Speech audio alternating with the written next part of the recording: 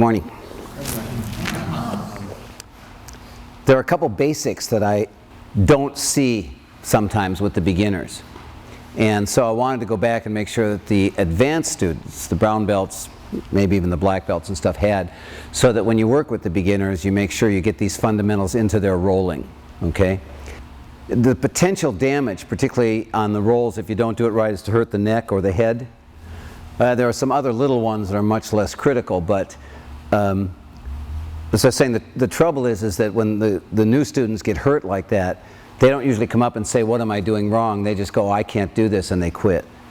So I'd like to make sure that we get this. You might want to copy me here a little bit, but if you're sitting just normal, you'll feel your weight on both sits bones. Are we all in the same world here? So then when we teach a beginner to roll, usually we put one knee down and one knee up. And if you do that properly and sit, then you'll feel your weight shift to one sits bone. So if you would all put your left knee up, just so my vocabulary is the same for everybody, you should now be on your right sits bone. We want to teach them the first fundamental is to roll diagonally to the opposite shoulder. So right sits bone to the left shoulder. All right, do one real quick. You get that, all right? So you feel that diagonal path. What we don't want is someone rolling straight on the spine. Now again, all these issues are not much of a problem for somebody on the mat. But go ahead and do this wrong on the concrete, and it'll, it is real damage potential. So if you get this diagonal right, you'll start to bring your weight up onto the opposite shoulder. In this case, right sits bone, left shoulder. You got that? I'll find that left shoulder pretty easy.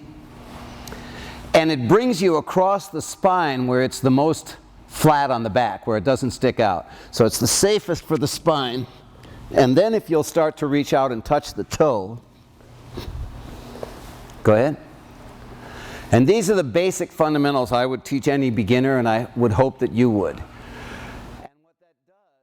And then I encourage them not to bring the, I don't know if you can see this, not to bring the toe right over the head, but to bring the toe out to the side. People are shy about that because if you bring it out to the side, you tend to roll off to the side a bit. But you're not going to get hurt doing that.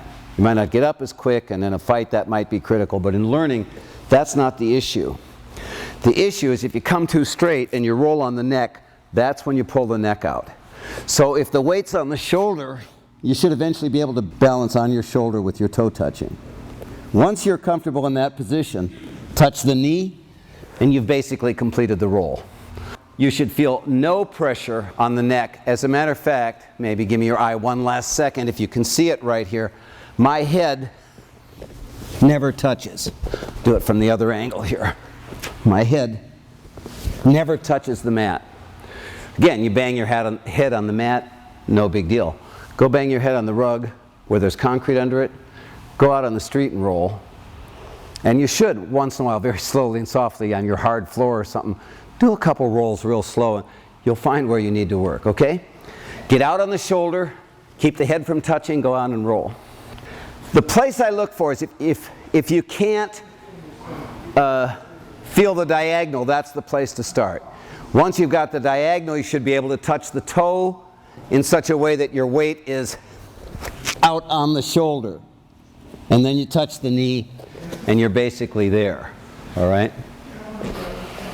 That diagonal path, if you're feeling pretty comfortable with it, then switch sides. Some people are great, you pick it, on the right shoulder, but they don't go on the left shoulder. So when they're thrown, so they should roll across the left shoulder, whichever, they end up switching and going over the right shoulder anyhow. And if you'll see some of the beginners, you'll see them do that. And that's where the neck gets hurt. And then they're gone. The dojo loses a student, you lose a training partner. If we lose enough of them, the dojo shuts down. So it's to your advantage to make sure that everyone has this information, okay? Go ahead. Should be able to balance on your shoulder. Once you can balance there, touching the toe, then bringing the knee down is very easy. And that's fine with me. You roll to the side, that's fine. Go over the neck, that's where the problems occur. Okay? Balance on your shoulder? Yeah, if you'll watch me here. Oh, and your toe. Yeah, in other words, once you get here, you should be, once you find that point of balance, then your body remembers it, and you'll always be able to roll over the shoulder and not hit the neck. Okay, and again, it's like I say, it just, I feel bad for the students who quit Aikido because somebody never took a minute to show them that one simple fundamental. They don't get to study all of this one. They lose all the rest of it, right, right.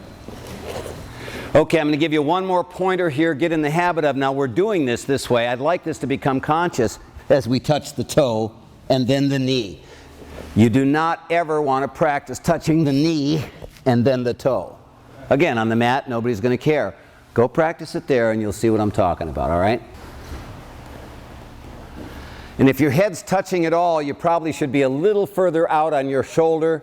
And the way you do that is by not letting the toe come straight over, but by putting it out to the side more and putting that weight on the shoulder. Swing the leg through, stand, you're done with your back roll, okay? We'll take one more minute just to say, when I work with beginners, I'll bring them to this point here where they touch the toe, touch the knee, and then I'll have them put the shoulder back and go back to where they were. I don't tell them, but they just learn to do a forward roll.